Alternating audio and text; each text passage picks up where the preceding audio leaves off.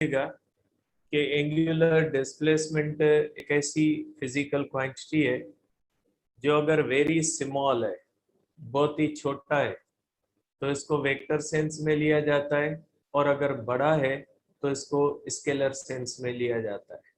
Normally हम इसको scalar sense में लेते हैं, लेकिन अगर ये angular displacement less than 5 degree होता है तो उस कंडीशन के अंदर हम कहते हैं कि ये जो है वो एंगुलर डिस्प्लेसमेंट वेक्टर होता है। तो आप इसके बारे में कह सकते हैं कि very small angular displacement vector quantity कहलाएगा, और अगर वो ज्यादा है, नॉर्मली जैसे होते हैं एंगुलर डिस्प्लेसमेंट्स, तो उसको स्केलर क्वांटिटी कहा जाता है। तो दोनों सेंसेस के अंदर ये आ सकता है। ठीक है, तो इस चीज को थोड़ा डिस्कस करते हैं, और इसके अंदर एक दो चीजें ऐसी भी हैं जो आपको बतानी है। उसके बाद हम करते हैं एंगुलर वेलोसिटी। उसके सिवा एक और बात भी जो है वो मैंने आपको कही थी कि रॉकेट वाले या वाटर फ्लो वाले केसेस शायद सिलेबस के अंदर मौजूद है, चैप्टर 3 के अंदर। तो मैंने अभी चेक किया है कि न्यू सिलेबस के अंदर ऐसी कोई चीज मुझे नजर नहीं आई। फिर भी मैं सिलेबस को वापस चेक करता हूँ क्लास के बाद। अगर ये जो कंजर्वेशन ऑफ मोमेंटम के जो लास्ट वाले केसेस है, रॉकेट वाले, वाटर फ्लो वाले या एक्सप्लोजन वाले, तो ये मैं आपको कल करवा दूंगा, क्योंकि ये एक सिलेबस के अंदर मौजूद है। फिर शायद ये पुराने के अंदर थे या नए के अंदर थे, मैं दोनों को चेक करता हूँ कि किसके अंदर ये मौजूद थे। ठीक है, अब देखिए बेटा, अब एंगुलर मोमेंटम जो होता है, सॉरी, जो एंगुलर डिस्प्लेसमेंट जो होता है, वेरी स्मॉल जो होता है वो वेक्टर होता है, और जो बड़ा होता है वो स्केलर होता है। कैसे होता है इसको देखते हैं बेटा। ठीक है, सपोज करें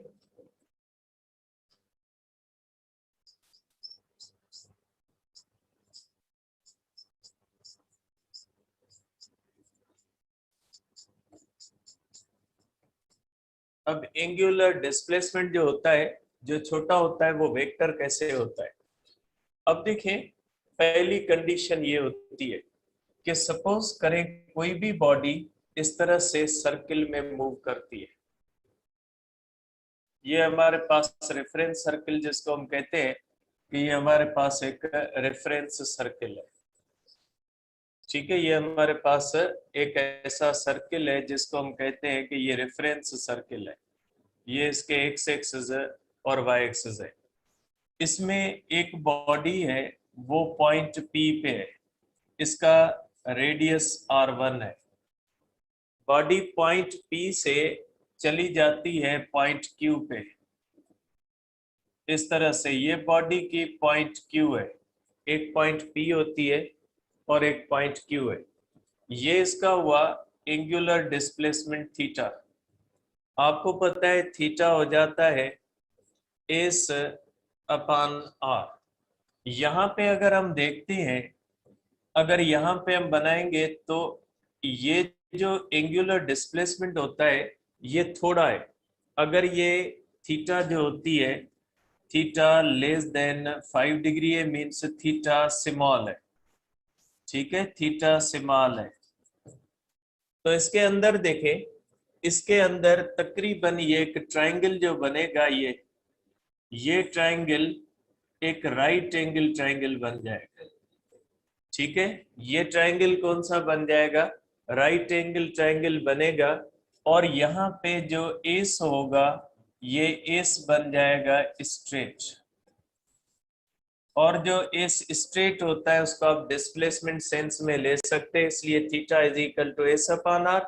ये एस स्ट्रेट हो जाएगा और ये कर्व्ड नहीं होगा। कर्व्ड कब होगा, जब थीटा इस तरह से होती है बेटा, जब एंगुलर डिस्प्लेसमेंट ज्यादा होता है। अगर एंगुलर डिस्प्लेसमेंट किसी भी बॉडी का ज्यादा होता है, सपोज करें ये एक्स है और ये इसका वाई है, ये पॉइंट पी है और ये बॉडी यहाँ पे आ जाती है, तो ये पॉइंट हो जाती है क्यू। अब यहाँ पे अगर हम देखें तो यहाँ पे ये जो एस होता है, ये एस कर्व्ड हो जाता है।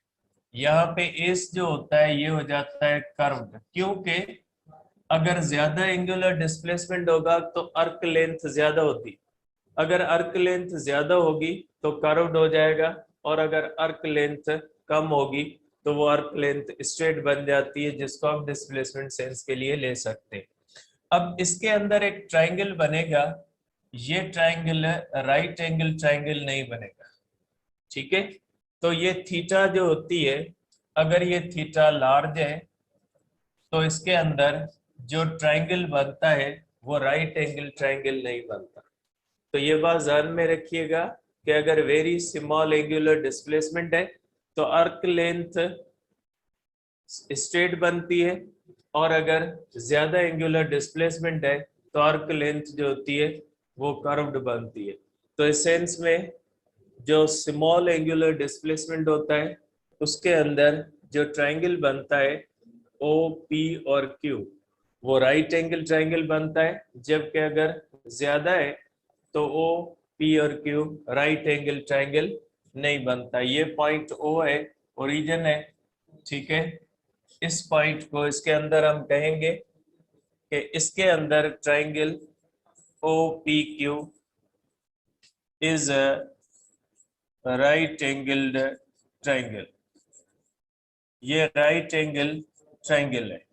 और राइट एंगल ट्राइंगल के अंदर ये थीटा है तो ये होगा परपेंडिकुलर, ये होगा बेस, और ये होगा हाइपोटेन्यूस। तो इसके अंदर साइन थीटा हो जाएगी, sine theta perpendicular upon hypotenuse. Perpendicular इसके बराबर है क्योंकि स्ट्रेट है तो दोनों बराबर होंगे, और हाइपोटेन्यूस रेडियस के बराबर है, और बेस भी किसके बराबर है, रेडियस के। तो साइन थीटा इसके अंदर बराबर हो जाएगी एस अपान आर, ये हो जाएगी आपकी इक्वेशन 1, और एंगुलर डिस्प्लेसमेंट भी हो जाएगा एस अपान आर, ये हो जाएगी आपकी इक्वेशन 2। तो इस कंडीशन में हम लिखेंगे sine theta is equal to theta. Physics के अंदर बहुत सारी जगहों पे आपने sine theta is equal to theta के बराबर पढ़ा होगा, वो इस सेंस में कि एंगुलर डिस्प्लेसमेंट अगर कम है, लेस देन 5 डिग्री है, तो उसका जो ट्राइंगल बनता है उस ट्राइंगल के अंदर राइट एंगल ट्राइंगल बनता है, और राइट एंगल ट्राइंगल के अंदर जो साइन थीटा बनती है वो एस अपान आर के बराबर होती है, और एंगुलर डिस्प्लेसमेंट वैसे भी एस अपान आर। तो यहाँ पे sine theta is equal to the angular displacement, यहाँ पे थीटा किसको जाहिर कर रही है, एंगुलर डिस्प्लेसमेंट को। अब इसके अंदर कॉस थीटा करें, cos theta is equal to base upon hypotenuse. Base radius के बराबर है और हाइपोटेन्यूस रेडियस के बराबर है, therefore cos theta is equal to 1 होती है। जब कोई भी body angular displacement less than 5 degree करती है तो cos थीटा 1 के इक्वल कंसीडर की जाएगी। टेन थीटा, ये आपने टेन थीटा का रिलेशन पढ़ा है चैप्टर 10 के अंदर। टेलीस्कोप और माइक्रोस्कोप के अंदर हम करते हैं कि जो अल्फा होती है वो टेन अल्फा के बराबर करते हैं, वो यहाँ से इसलिए करते हैं। टेन थीटा होती है perpendicular upon hypotenuse, sorry base upon hypotenuse, ठीक है। अगर बेस अपॉन हाइपोटेन्यूस होगी, sorry base upon perpendicular, base upon perpendicular, ठीक है, इस तरह से होता है। सॉरी, टेन थीटा जो होता है वो परपेंडिकुलर अपॉन बेस होता है, ये चाहे न मिलने के असरात होते हैं, ठीक है, तो ये हो सकते हैं, ठीक है। तो इस तरह से भी आप कर सकते हैं, और इस तरह से भी आप कर सकते हैं, sine theta upon cos theta भी कर सकते हैं, ठीक है। तो आपको पता है कि टेन थीटा जो होती है, टेन थीटा जो होती है sine theta upon cos theta होती है। साइन थीटा किसके बराबर होती है, थीटा के बराबर, कॉस थीटा 1 के बराबर होती है। तो इसके अंदर भी टेन थीटा जो होती है वो थीटा के बराबर होती है, ठीक है। तो tan theta is equal to theta के बराबर होगी। तो ये रिलेशन तब आते हैं जब angular displacement less than 5 degree होता है, वेरी स्मॉल होता है। तो माइंड में रखिएगा कि एंगुलर डिस्प्लेसमेंट जो होता है वो एक ऐसी चीज है जो बहुत ही छोटा होता है, तो उसकी अर्क लेंथ स्ट्रेट बन जाती है और उसको हम वेक्टर मानते हैं। जब वो ज्यादा होता है तो अर्क लेंथ कर्व्ड बन जाती है और उसका ट्रायंगल भी राइट एंगल ट्रायंगल नहीं बनता। तो ये जो होते हैं इस सेंस में हम लिख सकते हैं कि ये जो है वो इसका रिलेशन होगा या साइन थीटा थीटा के बराबर होगी, कॉस थीटा 1 के बराबर होगी और टेन थीटा थीटा के बराबर होगी। लेकिन शर्त ये है कि एंगल लेस देन 5 डिग्री हो तो ये रिलेशन वैलिड रहेंगे, अदरवाइज ये रिलेशंस वैलिड नहीं रहेंगे। ठीक है, अब देखिए बेटा, अब हम करते हैं एंगुलर वेलोसिटी के बारे में कि एंगुलर वेलोसिटी किसको कहा जाता है या एंगुलर वेलोसिटी क्या होती है उसके बारे में हम डिस्कस करते हैं। ठीक है, कल हमने एंगुलर डिस्प्लेसमेंट डिस्कस किया और उसका एक पार्ट आज डिस्कस किया। अब हम डिस्कस करते हैं एंगुलर वेलोसिटी को कि एंगुलर वेलोसिटी क्या होती है। देखिए, डिस्प्लेसमेंट और वेलोसिटी आप पढ़ चुके हैं। वेलोसिटी का मतलब क्या है या स्पीड का मतलब क्या होता है? स्पीड का मकसद होता है डिस्टेंस तय करने का rate.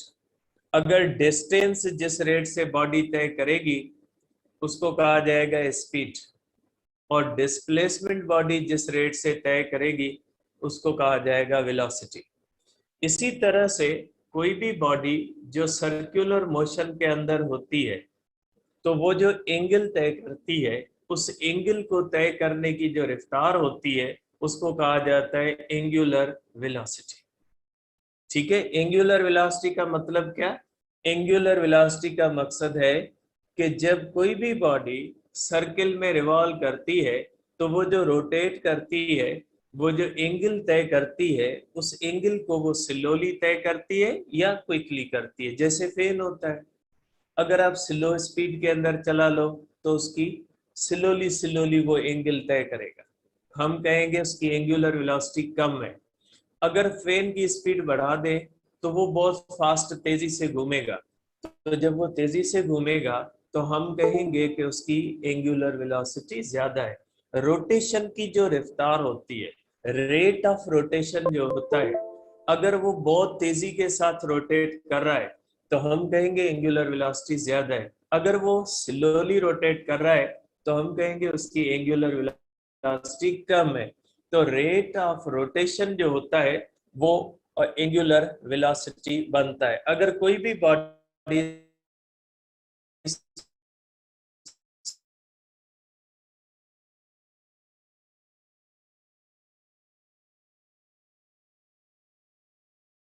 is called angular velocity.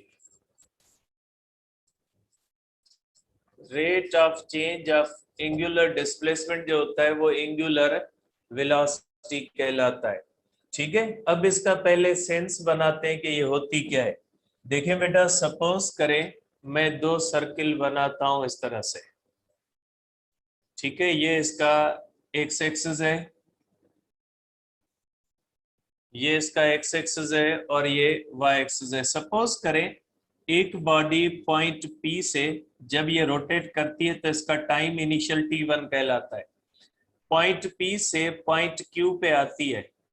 ठीक है, ये हमारे पास पॉइंट क्यू है और ये कितने टाइम में पहुंच रही, जब पहुंचती है तो उस वक्त का टाइम t2 है।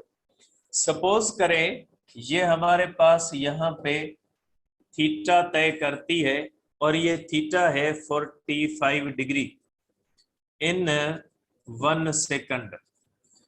ये बॉडी पॉइंट पी से क्यू तक आती है और यहाँ पे टाइम कितना लेती है? 1 सेकंड लेती है। ठीक है, एक और बॉडी में बनाता हूं।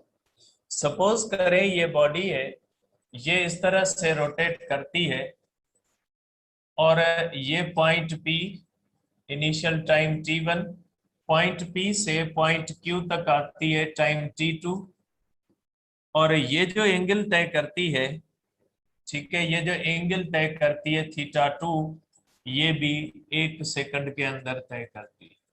इस बॉडी ने theta 2 is equal to 90 degree तय की है और टाइम कितना लिया है, 1 सेकंड लिया है। ठीक है, तो आप क्या कहोगे कि ये बॉडी इसने इस तरह से स्लो रोटेट किया है और इस बॉडी ने इस तरह से फास्ट रोटेट किया है, क्योंकि इसने 1 सेकंड के अंदर 45 डिग्री एंगल तय किए और इस बॉडी ने 1 सेकंड के अंदर 90 डिग्री तय की है। तो इसका मतलब क्या हुआ कि ये फास्ट रोटेट कर रही है और ये स्लो रोटेट कर रही है। तो ये एंगल को तय करने का जो रेट होता है, इसको क्या कहा जाता है, इसको कहा जाता है angular velocity. Angular velocity generally आप फैन के अंदर देख सकते हैं कि अगर कोई भी फैन है वो इस तरह से रोटेट कर रहा है कि वो स्लो स्लो रोटेट कर रहा है, तो आप कहोगे कि उसकी एंगुलर वेलोसिटी कम है, वो ज्यादा टाइम के अंदर कम एंगल तय कर रहा है। और अगर कोई भी बॉडी इस तरह से फास्ट रोटेट कर रही है, तो उसके अंदर आप ये कहोगे कि उसका रेट ऑफ रोटेशन ज्यादा है।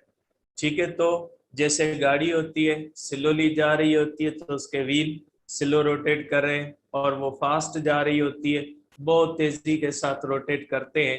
तो इससे हमें एक सेंस मिलता है एंगुलर वेलोसिटी का कि कोई भी बॉडी जब इस तरह से रोटेट करती है तो रोटेशन की जो रफ्तार होती है उसको कहा जाता है एंगुलर वेलोसिटी, मींस एंगल को तय करने की स्पीड।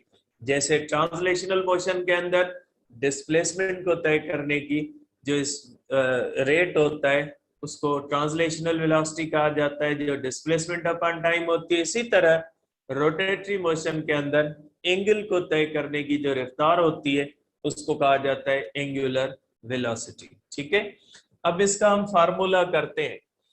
ठीक है, अब एंगुलर वेलोसिटी की डेफिनेशन कौन सी है? एंगुलर वेलोसिटी की डेफिनेशन है rate of change of angular displacement. अब सपोज करें मैं एक रेफरेंस सर्किल बनाता हूं, ये हमारे पास है रेफरेंस सर्किल। ठीक है, और ये इसके एक्स एक्सिस है और ये इसका है वाई एक्सिस। अब एक मैं बॉडी बनाता हूं, ये बॉडी है रेड कलर की, इसका सॉरी यहाँ पे नहीं बना रहा, जैसे बुक में बना हुआ ऐसे ही मैं बनाता हूं। सपोज करें एक बॉडी है वो पॉइंट पी पे, ठीक है, और इसका इनिशियल टाइम है t1 और ये इसका पोजीशन वेक्टर है, ये इसकी इनिशियल पोजीशन वेक्टर है r1। ठीक है, और ये इसकी इनिशियल एंगल है, इसको कहा जाएगा इनिशियल फेज एंगल। मींस ये बॉडी अपनी रोटेशन एक्स एक्सिस से स्टार्ट नहीं कर रही, ये बॉडी ऐसे रोटेट नहीं करती, ये बॉडी पहले ही यहाँ पे ये अपनी रोटेशन यहाँ से शुरू करेगी, इस तरह से अपनी रोटेशन शुरू करेगी। मींस ये बॉडी इस तरह से, मींस इसकी सम इनिशियल एंगल है। ठीक है, ये बॉडी यहां से रोटेट करके सम आर्क लेंथ एस तय करके पहुंच जाती है पॉइंट क्यू पे। ये इसका पॉइंट क्यू पे पोजीशन वेक्टर बन जाता है r2। ये हो जाएगी इसकी पोजीशन q और ये हो जाएगा टाइम t2। ठीक है, अब देखें ये अब इसकी एंगल बन जाएगी θ2, ये इसकी फाइनल फेज एंगल है θ2।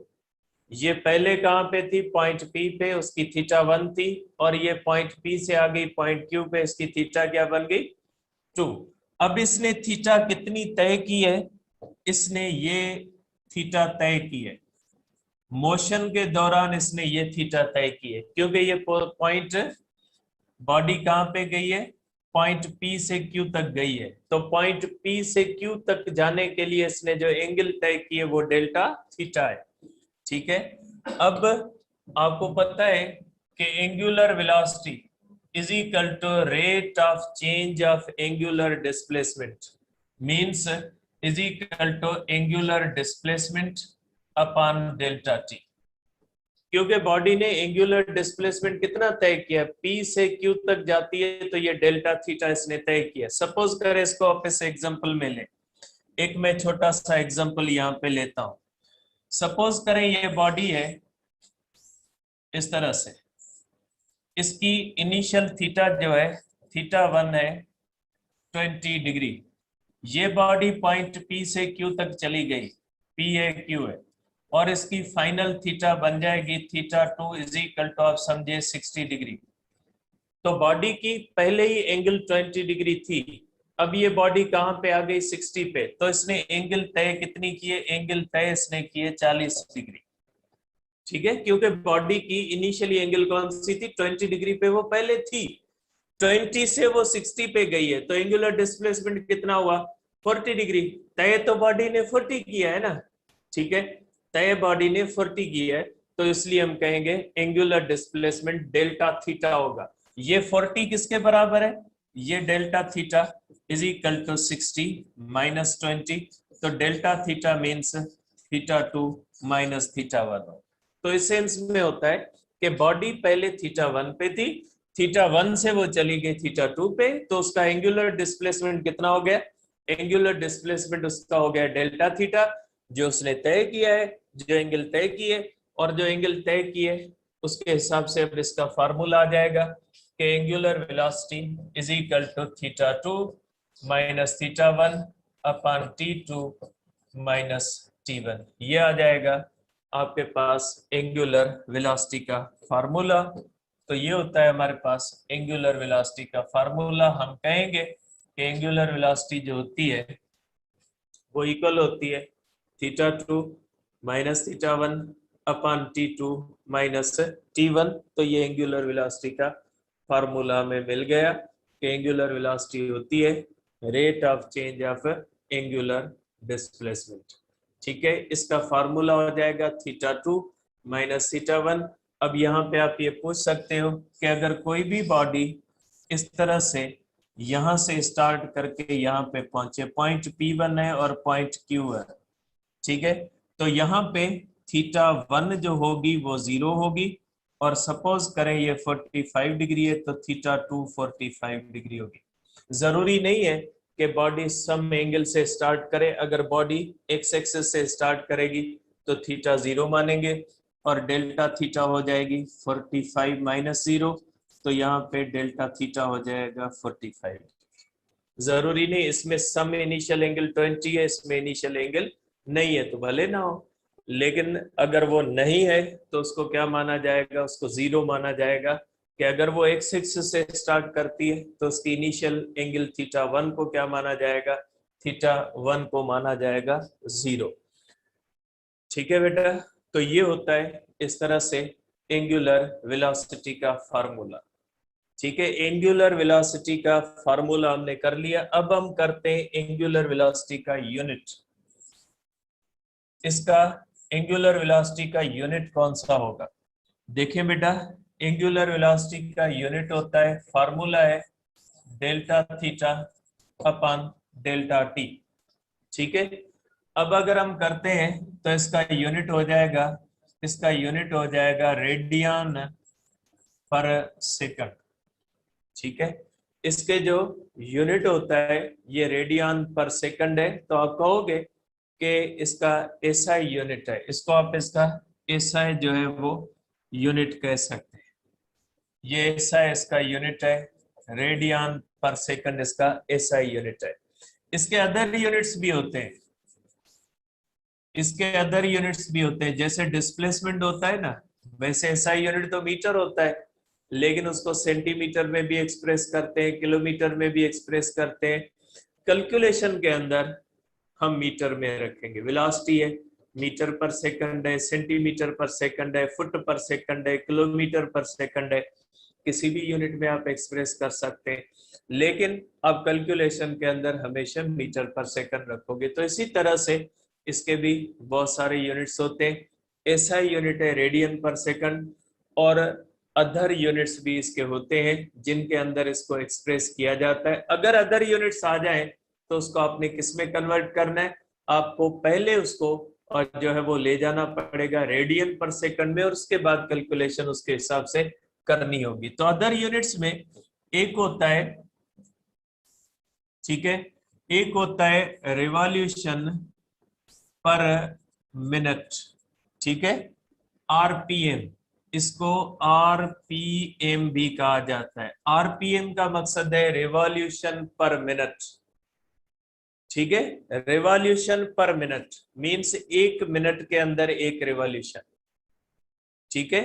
अब अगर हम 1 रिवॉल्यूशन पर मिनट करें, सपोज करें आपको दी जाती है 1 आरपीएम या आपको 1 रिवॉल्यूशन पर मिनट दिया जाता है, ठीक है। अगर आपको कहा जाए कि एंगुलर वेलोसिटी है, सपोज करें एंगुलर वेलोसिटी है 1 RPM.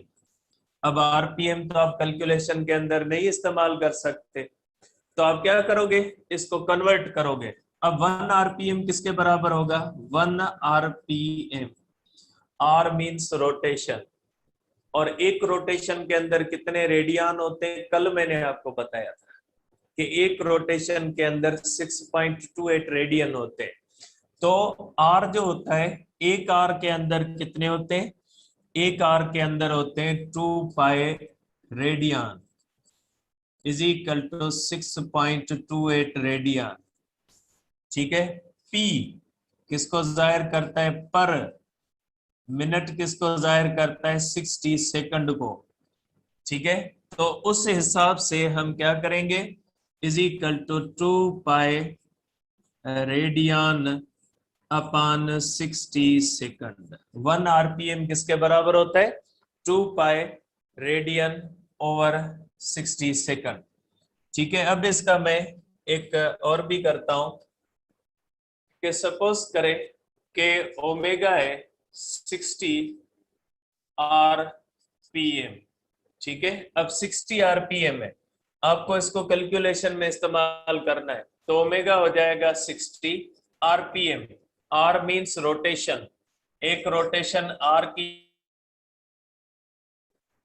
Rotation means 2 pi radian, P for पर minute 60 means 2 pi radian per second. इस तरह से आप कर सकते हैं, ये इसको कन्वर्ट करने का तरीका होता है। आरपीएम हो सकता है, आरपीएस हो सकता है, ठीक है। आरपीएस क्या होता है, ठीक है, आरपीएस रोटेशन पर सेकंड होता है, ठीक है। अगर इस तरह से हो कि omega is equal to 120 RPS, RPS का मकसद है रोटेशन पर सेकंड, आप करोगे 2 पाई, ये पर है, ठीक है, ये सेकंड है, ठीक है।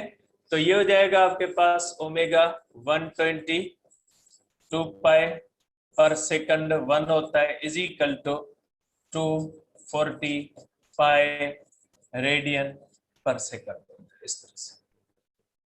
तो इस तरह से आप इसको डिफरेंट यूनिट्स के अंदर एक्सप्रेस कर सकते हैं, ठीक है। तो पहले 2 बातें हमने यहाँ पे सीखी, एक ये कि एंगुलर वेलोसिटी होती क्या है, सिंपल सी बात, एंगुलर वेलोसिटी का मकसद है एंगल को तय करने की रफ्तार।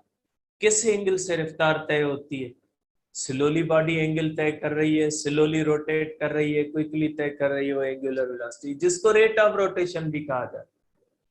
अगर रेट ऑफ रोटेशन का मकसद होता है कितनी रोटेशंस 1 सेकंड के अंदर हो रही है, ठीक है। अगर ज्यादा रोटेशंस हो रही है हम कहेंगे कि एंगुलर वेलोसिटी ज्यादा है, अगर कम रोटेशंस हो रही है हम कहेंगे एंगुलर वेलोसिटी कम है, ठीक है। तो ये हो गई हमारे पास एंगुलर वेलोसिटी के जो है वो यूनिट्स, ठीक है, कि इसको किस तरह से एक्सप्रेस किया जाता है। अब आ जाते हैं हम types of angular velocity.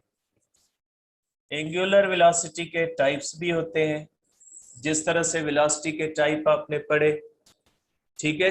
Velocity के टाइप आपने किस तरह से पढ़े कि average angular velocity, average velocity, uniform velocity, non uniform velocity, instantaneous velocity, बहुत सारी आपने टाइप्स वेलोसिटी की पढ़ी। इसी तरह से एंगुलर वेलोसिटी की बहुत सारी किस्में होती हैं। एंगुलर वेलोसिटी की सबसे बड़ी टाइप जो आपने यहीं पे पढ़नी है वो आपको है uniform angular velocity. Uniform angular velocity. Uniform velocity का डेफिनेशन आपने क्या पढ़ी थी? If a body covers equal displacement in equal intervals of time, अगर कोई भी body equal displacement equal time में तय करे, यूनिफॉर्म मींस ना इंक्रीज हो ना डिक्रीज हो, न वो बॉडी स्लो हो रही है न वो फास्ट हो रही है, यूनिफॉर्म वेलोसिटी। इसी तरह से अगर कोई भी बॉडी रोटेट कर रही है, न स्लो हो रही है न फास्ट हो रही है, यूनिफॉर्म। जैसे फैन होता है, आप इस तरह से उसको चला के छोड़ देते हो, न वो फास्ट होता है न वो स्लो होता है, तो उस वक्त उसका रेट ऑफ रोटेशन एक जैसा होता है। अगर ये फैन एक चल रहा है, या मेरे सामने आपके सामने भी फैन चल रहा होगा घर के अंदर, देख लीजिए छत की तरफ, ठीक है, जाना नहीं है ऊपर, ठीक है, देखना है ऊपर। तो इस तरह से अगर आप देखोगे तो एक फैन चल रहा होगा, ठीक है, आप देख रहे होगे वो अपनी उसी रफ्तार से बेचारा चल रहा है, न स्लो हो रहा है न फास्ट हो रहा है। तो ये यूनिफॉर्म कहलाती है कि जिसके अंदर उसका रेट न कम हो न ज्यादा हो, तो उसको यूनिफॉर्म कहा जाता है। इफ अब मैं ये अपनी तरफ से बनाता हूं डेफिनेशन, इस तरह बनती नहीं, अपनी तरफ से बनाता हूं। If a body covers equal displacement, equal angular displacement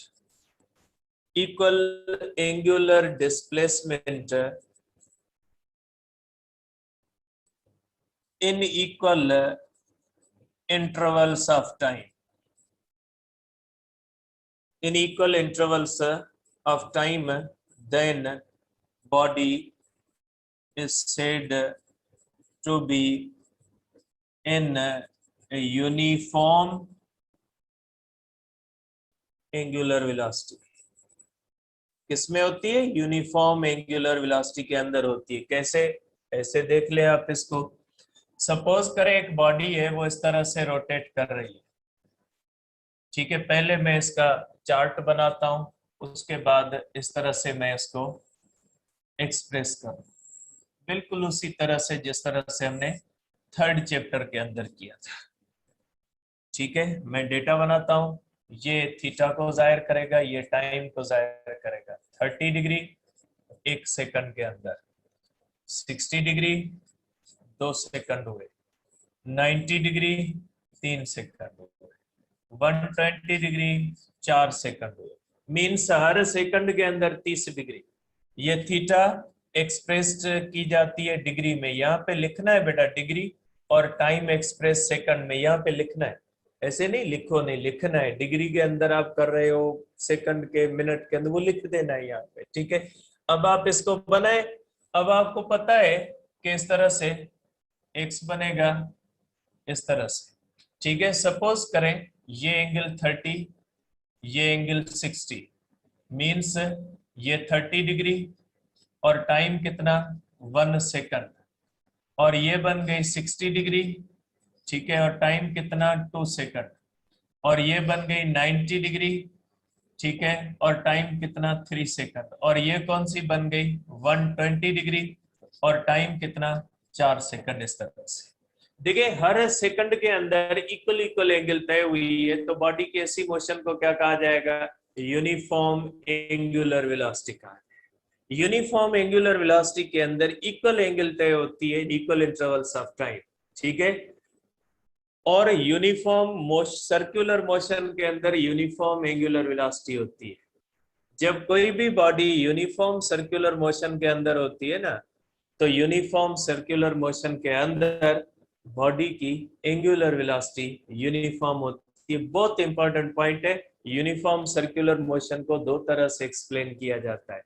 एक तो ये कि किसी भी बॉडी की ऐसी मोशन जिसमें स्पीड कांस्टेंट रहे, मींस स्पीड कांस्टेंट।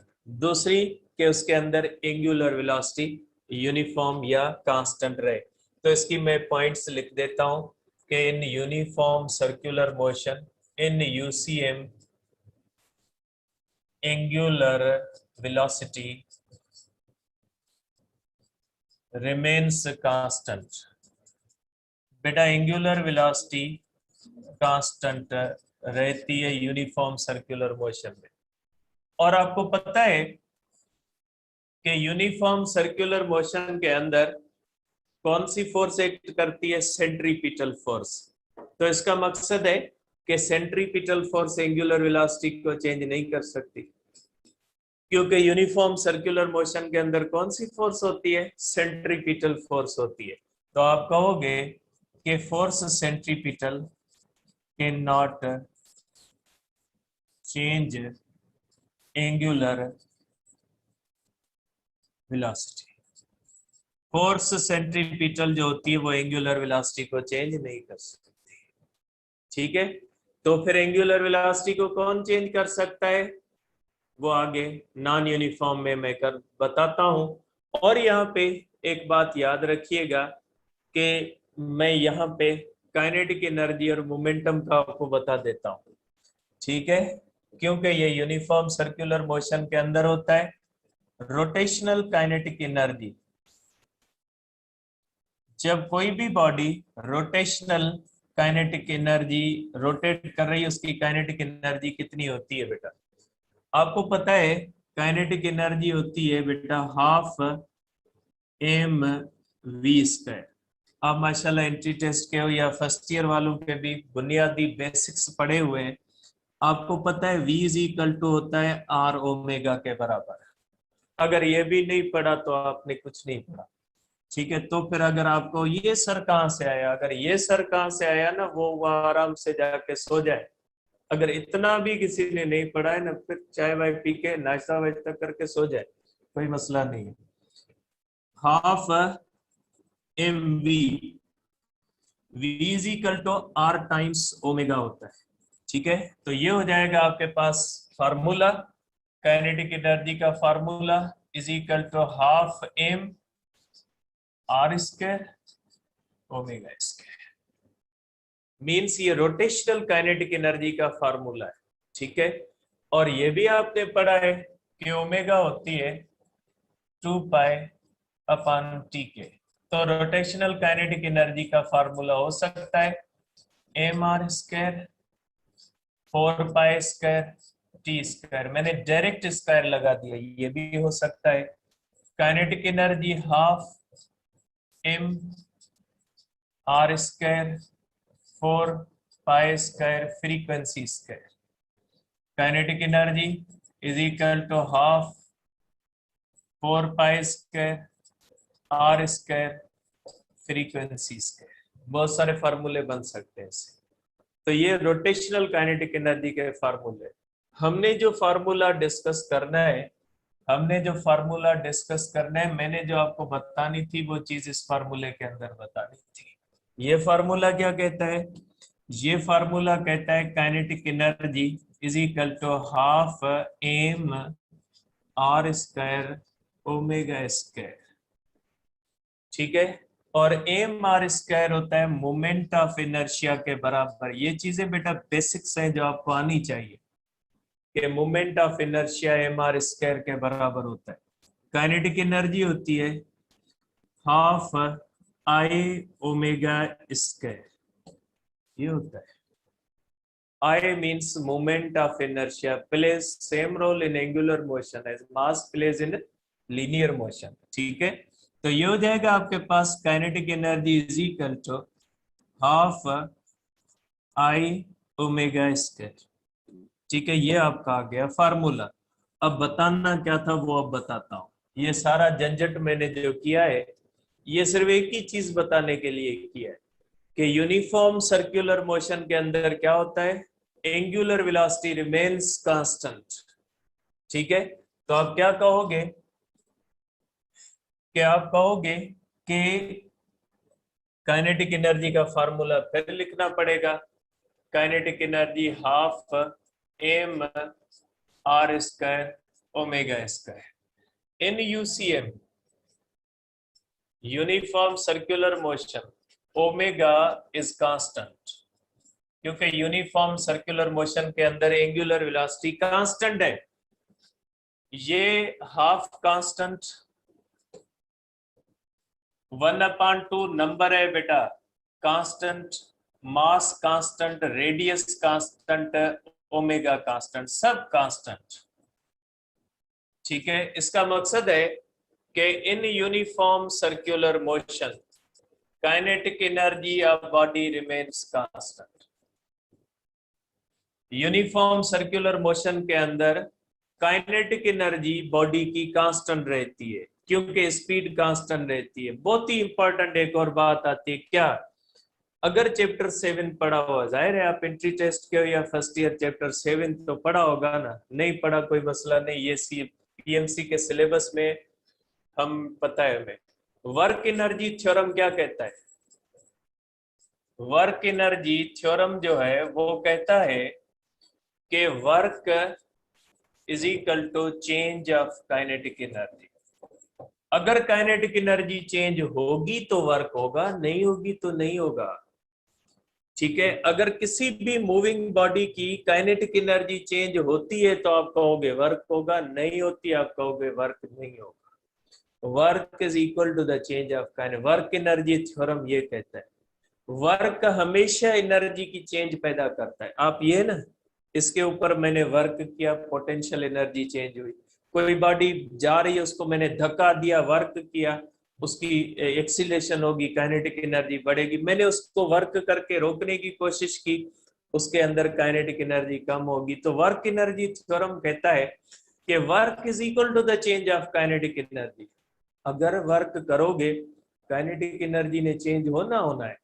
तो यहाँ पे क्या है, यूनिफॉर्म सर्कुलर मोशन के अंदर काइनेटिक एनर्जी रिमेन्स कांस्टेंट। इसका मकसद है centripetal force can never do work. Uniform circular motion के अंदर सेंट्रीपिटल फोर्स होती है ना, ये फोर्स कभी भी वर्क नहीं कर सकती। क्यों नहीं कर सकती? इसलिए नहीं कर सकती क्योंकि इसके अंदर काइनेटिक एनर्जी रिमेन्स कांस्टेंट। और वर्क एनर्जी थ्योरम कहता है कि फोर्स लगाओ, वर्क उस सूरत में होगा जब काइनेटिक एनर्जी चेंज होगी। ये जो पुरानी डेफिनेशन है ना, ये जो रट्टे लगा के बैठे हो ना, उसको निकाल दे। When force is applied displacement is done, या ये वो फोर्स अप्लाई करो डिस्प्लेसमेंट हो, बस बॉडी ने मूव किया वर्क हुआ, ऐसे नहीं होता। Work is equal to the change of kinetic energy. भले बॉडी मूव करे, करती रहे, डिस्प्लेसमेंट नहीं है, वर्क नहीं है। In conservative force, non conservative के अलग रूल्स होते हैं, मैं कंजर्वेटिव की बात कर रहा। तो देखें, जब फॉर वर्क होगा, ठीक है, वर्क उसी सूरत में होगा जब काइनेटिक एनर्जी चेंज होगी। यूनिफॉर्म सर्कुलर मोशन के अंदर kinetic energy remains conserve. Kinetic energy अगर कंजर्व रहती है, इसका मतलब ये हुआ कि वर्क नहीं होता। और यूनिफॉर्म सर्कुलर मोशन के अंदर फोर्स कौन सी है? Force centripetal force, means centripetal force can never do work. ठीक है, तो आप कहोगे कि in UCM kinetic energy constant है। जब कोई भी चीज कांस्टेंट होती है तो change of kinetic energy zero होगा। तो work is equal to change of kinetic energy. Change of kinetic energy zero है तो यूसीएम के अंदर वर्क जीरो होगा, means centripetal force can never do work. ठीक है, सेंट्रीपिटल फोर्स वर्क नहीं कर सकती। ठीक है, अब आ जाए फिर मोमेंटम का क्या होता है। मोमेंटम का क्या करना है? इन यूसीएम मोमेंटम लीनियर, कौन सा? लीनियर, एंगुलर नहीं, linear. Momentum linear changes continuously and is not constant। क्यों नहीं है constant? Because velocity tangential is direction of, because direction of velocity tangential is changing continuously। Velocity का डायरेक्शन कंटिन्यूअसली चेंज हो रहा होता है। तो एंगुलर, सॉरी लीनियर, एंगुलर नहीं लीनियर। ये इस तरह से आप कहोगे कि वेलोसिटी टेंजेंशियल इस तरह से होती है, और आपको पता है लीनियर मोमेंटम का डायरेक्शन वही होता है जो वेलोसिटी का डायरेक्शन होता है। तो डायरेक्शन चेंज हो रहा होता है, इसलिए मोमेंटम इसके अंदर चेंज हो रहा होता है, मोमेंटम कंजर्व नहीं रहेगा। ठीक है, याद रखिएगा, लीनियर टेंजेंशियल वेलोसिटी कांस्टेंट नहीं रहती, लीनियर मोमेंटम कांस्टेंट नहीं रहता, लीनियर क्वांटिटीज कांस्टेंट नहीं रहती एंगुलर मोशन के अंदर। एंगुलर वेलोसिटी देख ले, कल हमने देखा था यूनिफॉर्म सर्कुलर मोशन में हर पार्टिकल का एंगुलर डिस्प्लेसमेंट सेम है, लीनियर डिस्टेंस एस जो होता है डिफरेंट होता है, कल मैंने करवाया था। आज हमने देखा कि जब कोई भी बॉडी यूनिफॉर्म सर्कुलर मोशन के अंदर होती है, एंगुलर वेलोसिटी कांस्टेंट होती है, टेंजेंशियल कांस्टेंट नहीं है, क्योंकि उसका डायरेक्शन चेंज। हमने ये देखा उसकी काइनेटिक एनर्जी तो कांस्टेंट रहती है, लेकिन लीनियर मोमेंटम नहीं रहता, क्योंकि मोमेंटम वेक्टर क्वांटिटी है। वेलोसिटी का मैग्नीट्यूड यूनिफॉर्म में सेम रहता है, स्पीड सेम रहती है, डायरेक्शन चेंज होता है। अब आ जाए एंगुलर मोमेंटम पे। ठीक है, अब इसका एंगुलर मोमेंटम क्या होगा, एंगुलर मोमेंटम इन यूसीएम, क्योंकि ये सब चीजें यूनिफॉर्म एंगुलर वेलोसिटी से रिलेटेड है, इसलिए मैंने यहां पे साथ लिख लिए। एंगुलर मोमेंटम इन यूसीएम, यूनिफॉर्म सर्कुलर मोशन में एंगुलर मोमेंटम क्या होगा, देखें बेटा, एंगुलर मोमेंटम का फार्मूला होता है एम वी आर। अब ये अगर पूछोगे ना सर ये कहां से आया, तो मेरे ख्याल में फिर आप जो है वो वही सेम बात के नाश्ता करके सो जाए। एंगुलर मोमेंटम का फार्मूला है, ये सब का पड़ा हुआ है। ठीक है, एम वेलोसिटी होती है आर टाइम्स ओमेगा, सबकी पड़ी हुई है आर। ठीक है, ये हो जाएगा एम आर स्क्वायर ओमेगा। ठीक है, M R square moment of inertia, moment of inertia common एक चीज है, एम आर स्क्वायर चैप्टर 5 के अंदर आता है। चैप्टर 5 सबका अपने सिलेबस में नहीं है, लेकिन चैप्टर 5 सबका पढ़ा हुआ होगा, M R square moment of inertia. ठीक है, अब ये आखिर में मैं डिफाइन कर दूंगा। ठीक है, अभी मैं जस्ट यूनिफॉर्म आपको बता रहा हूं, अभी मैं मोमेंट ऑफ इनर्शिया खुद को एक्सप्लेन नहीं कर रहा, इसका वेट करेंगे ये है क्या, नेचर नहीं बता रहा, मैंने सिर्फ फार्मूला बताया, नेचर आगे बताता हूं है क्या ये। तो इसका मतलब क्या हुआ, इसका मतलब ये हुआ कि angular momentum is equal to I omega, या angular momentum M R square omega. ये यूनिफॉर्म सर्कुलर मोशन में जो बॉडी रोटेट करती है तो उसको एंगुलर मोमेंटम होता है, वो इसके बराबर होता है। ठीक है, अब आ जाए इसका यूनिफॉर्म सर्कुलर मोशन से क्या ताल्लुक, is equal to M R square omega. आपको पता है uniform circular motion mass constant, radius constant, omega constant. Uniform circular motion के अंदर ओमेगा कांस्टेंट होती है, इसका मकसद है एंगुलर मोमेंटम कांस्टेंट होता है। कोई भी बॉडी जो यूनिफॉर्म सर्कुलर मोशन के अंदर होती है उसका एंगुलर मोमेंटम रिमेन्स कांस्टेंट। इसका मतलब क्या हुआ, इसका मतलब यह भी हुआ कि centripetal force can not change angular momentum.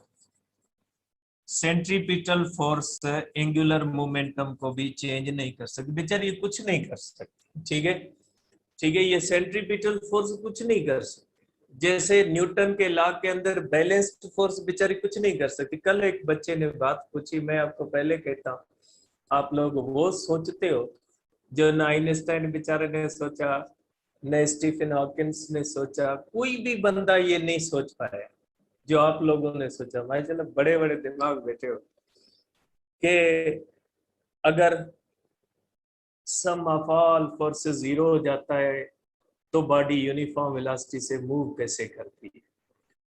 तो बेटा मैंने न्यूटन के लॉ के अंदर दिमागी 2 दिन इसलिए खपाया था कि यही चीज आपको समझानी थी, कि मैंने आपको सर्कुलर मोशन के अंदर भी 1 दिन पहला सिर्फ यूनिफॉर्म सर्कुलर मोशन समझाने में इसलिए गंवाया क्योंकि यही बात आपको समझानी। जब कोई भी बॉडी यूनिफॉर्म मोशन में होती है, सम ऑफ ऑल फोर्सेस जीरो होता है, तो फिर बच्चे ने कहा फिर वो मूव कैसे करती है। बेटा मोशन के लिए जब उसको मूव करवाया तो उसको अनबैलेंस्ड दी, मूव करवाने के बाद उसकी स्टेट बरकरार रखने के लिए फोर्स की जरूरत नहीं होती। न्यूटन लॉ कहते ही है कि आप स्टेट चेंज करोगे तो अनबैलेंस्ड लगाओगे, स्टेट चेंज होने के बाद उस स्टेट को बरकरार रखने के लिए अनबैलेंस्ड की जरूरत नहीं है।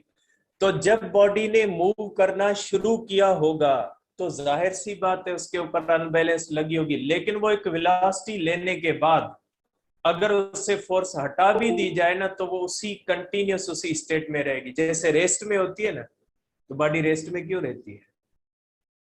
सेम बात है ना, जिस तरह आप कहते हैं यूनिफॉर्म वेलोसिटी में क्यों रहती है जब कोई फोर्स नहीं है, तो रेस्ट में क्यों रहती है जब कोई फोर्स नहीं है?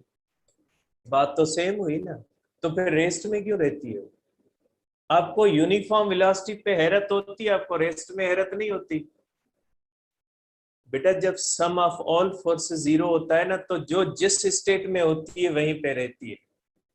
ठीक है, अगर रेस्ट में है, सम ऑफ ऑल फोर्सेस है, रेस्ट में रहेगी। यूनिफॉर्म मोशन, उसको देने वाली कोई फोर्स थी जिसने उसको मोशन दी, मोशन देने के बाद वो हट गई, उसके बाद जिस स्टेट में है वो वहीं पे रहेगी जब तक कोई अनबैलेंस्ड फोर्स नहीं लगती। तो इसलिए बॉडी जब यूनिफॉर्म वेलोसिटी में होती है, सम ऑफ ऑल फोर्सेस जीरो होने के बावजूद भी वो कंटिन्यूअसली करती है कि उसकी स्टेट है, वो स्टेट बिना अनबैलेंस्ड फोर्स के बरकरार रह सकती। जैसे आपको एक बात पे हैरत होती है कि एक्सीलेशन विदाउट वेलोसिटी कैसे, अब बड़ी हैरत से आंखें आपकी फट जाती है कि एक्सीलेशन विदाउट फोर्स वेलोसिटी। अल्लाह ताला के बंदे, वेलोसिटी विदाउट एक्सीलेशन होती है तब तो आपको हैरत नहीं होती कि यूनिफॉर्म वेलोसिटी के अंदर एक्सीलेशन जीरो है, तब तो आपको हैरत नहीं होती। तो एक्सीलेशन और वेलोसिटी भी एक दूसरे से रिलेटेड नहीं है। Acceleration without velocity, velocity without acceleration exist करती है। चीजों को टेक्निकल सेंसेस में देखे, रट्टे के सेंस में नहीं देखे। तो ये हुआ कि एंगुलर मोमेंटम भी रोटेटिंग बॉडी का क्या होता है, कांस्टेंट रहता है। Means uniform centripetal force can never change angular momentum, centripetal force angular momentum को चेंज नहीं कर सकती। तो ये सारे के सारे केसेस यूनिफॉर्म जो है वो वेलोसिटी के। अब इसको मैं थोड़ा समराइज कर देता हूं, बहुत सारी चीजें हो गई होंगी, आपको कंफ्यूजन होगी कि देखिए बेटा यूनिफॉर्म एंगुलर वेलोसिटी का मकसद क्या है। यूनिफॉर्म एंगुलर वेलोसिटी का मकसद है कि कोई भी बॉडी इस तरह से रोटेट करे कि उसकी इक्वल एंगल्स हो, इक्वल इंटरवल्स ऑफ टाइम में, तो उसको कहा जाता है कि ये यूनिफॉर्म एंगुलर वेलोसिटी है। अब यूनिफॉर्म सर्कुलर मोशन के अंदर एंगुलर वेलोसिटी कांस्टेंट होती है क्योंकि यूनिफॉर्म सर्कुलर मोशन में बॉडी इक्वल एंगल्स तय करती है, इक्वल इंटरवल्स ऑफ टाइम। तो इसकी एक और बात भी बनती है कि तो फिर तो सेंट्रीपिटल फोर्स एंगुलर वेलोसिटी को चेंज नहीं कर सकती, और एंगुलर वेलोसिटी पे डिपेंड करती है kinetic energy, rotational kinetic energy. तो रोटेशनल काइनेटिक एनर्जी का फार्मूला कहता है कि अगर एंगुलर वेलोसिटी कांस्टेंट रहेगी तो उसकी काइनेटिक एनर्जी भी कांस्टेंट रहेगी। तो इसका मतलब ये हुआ कि centripetal force angular velocity change नहीं कर सकती, काइनेटिक एनर्जी चेंज नहीं कर सकती, और काइनेटिक एनर्जी अगर चेंज नहीं होती तो इसका मकसद है ये फोर्स वर्क नहीं कर सकती, क्योंकि लॉ जो 7 चैप्टर कहता है कि अगर कोई भी बॉडी के ऊपर फोर्स लगाओगे, वर्क हम उस सूरत में कहेंगे जब उसकी काइनेटिक एनर्जी चेंज हो। वो वर्क की डेफिनेशन भूल जाए, फोर्स लगे डिस्प्लेसमेंट है। सिंपल है कि जब कोई भी बॉडी, किसी भी बॉडी के ऊपर वर्क होगा उस सूरत में जब काइनेटिक एनर्जी एंगुलर चेंज होगी। ठीक है, तो मींस ये चीज है। और दूसरी बात कि रोटेटरी मोशन के अंदर एंगुलर मोमेंटम होता है। जिस तरह से लीनियर मोशन के अंदर लीनियर मोमेंटम होता है, इसी तरह रोटेटरी मोशन के अंदर रोटेशनल मोमेंटम। रोटेशनल मोमेंटम भी डिपेंड करता है ओमेगा पे। यूनिफॉर्म सर्कुलर मोशन के अंदर एंगुलर मोमेंटम भी कंजर्व है। कंजर्व रहने का मकसद है वो होता है, ऐसा नहीं कि वो जीरो। कंजर्व का मकसद जीरो, जैसा होता है वैसा ही होगा, कम है ज्यादा है, जितनी मैग्नीट्यूड उसकी है उतना ही रहेगा। ठीक है, कल डिस्कस करेंगे further types of angular velocity.